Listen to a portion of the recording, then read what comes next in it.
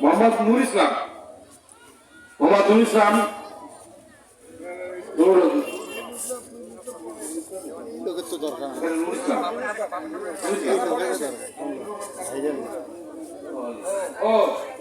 ভাইজান ভাইজান আইনুল ইসলাম চালু, আইনুল ইসলাম চালু,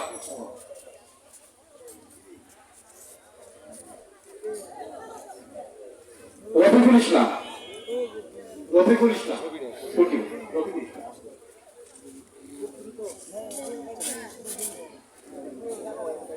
ভাই একটু দিতে গান।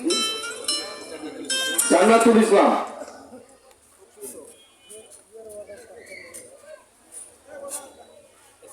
তসলিম উদ্দিন, তসলিম উদ্দিন,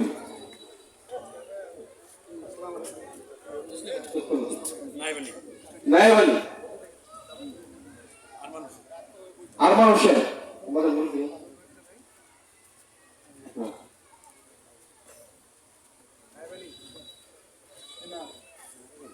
আরমান হোসেন, জাহেদা বেগম, জাহেদা বেগম, জাহেদা বেগম, আলামিন, পারভেজ হোসেন, আলামিন, পারভেজ হোসেন,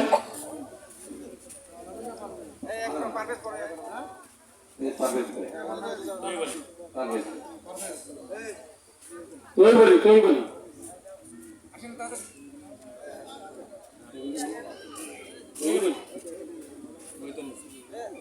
জামাই এদি একটু মহিতন নেশা, মহিতন নেশা,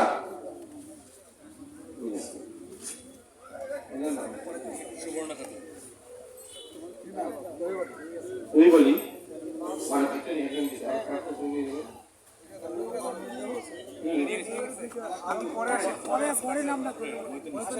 মহিতন নেশা, সুবর্ণা খাতুন, সুবর্ণা খাতুন, আলিমা খাতুন, পিছনে আছে তো ওরা মহিলা মানুষ। আসেন আসেন আসেন,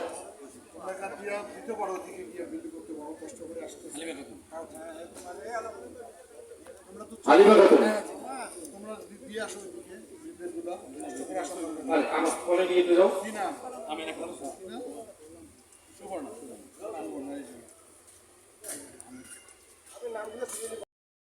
এখানে শিল্প কারখানা হবে, এইখানেই হওয়ার কথা, শুনি মহেন্দ্রনগরে হবে নাকি, কোথায় হবে কে জানে, কোনো ঠিকানা নাই। এই যে বিরাট বিরাট কাজগুলো, এগুলো যদি আমরা করতে পারি তাহলে হাতকে কি করতে হবে, কার হাত শক্তিশালী করবে, না আপনাদের হাত শক্তিশালী হবে যদি আপনার ঠিক জায়গায় সরকারি না গেলে এগুলো করতে পারবো, করা যাবে না। আমরা আন্দোলন করছি, মিছিল করছি, মিটিং করছি, শোভাযাত্রা করছি, গণতন্ত্রের পরিবেশ ফিরে আনছি। ভোট স্বাধীনভাবে দিতে পারবেন, রাতের ভোট দিনের ভোট আর রাতে হবে না, মামি দামি আমি ভোটও দাঁড়াবে না, ভোট এখন শান্তিপূর্ণ হবে, যার যার ভোট সুন্দরভাবে দিতে পারবে। ভোট দেওয়ার আগেই শোনেন যে ওখানে সেন্টারে মানা বেরিয়েছে, ভদ্রলোকরা সেন্টারেই যাইতে পারেনি। আমার 2014 সালে একটা ভোট হইল, 152টা আসন বিনা প্রতিদ্বন্দ্বিতায়। বলেন, একটা প্রাইমারি স্কুলের ভোট হইল, সেখানে 10 জন দাঁড়ায়, আর এমপি ভোটে বলে ক্যান্ডিডেট ছিল না। আবার আমরা সবাই বললাম, সবাই আমাদেরকে বলে যে ভাই ভোট না করলে কেমনি বুঝবেন ভোট ঠিক হয় কিনা।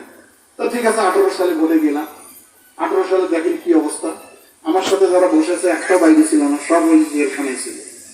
আমাকেও ধরার জন্য গেছিল ওই মিশন মোড়ে র্যাব, ক্যান্ডিডেট ধরে, নেতাদের ধরে, সেই ভোট করতে গেছি। রাতের বেলা ভোট মারা শেষ, 1 ঘন্টা ভোট হয়েছে লালমনিয়াতে, আর বোধ 0.5 ঘন্টার সময় পেলে জিএম গাদর হারিয়ে দিত।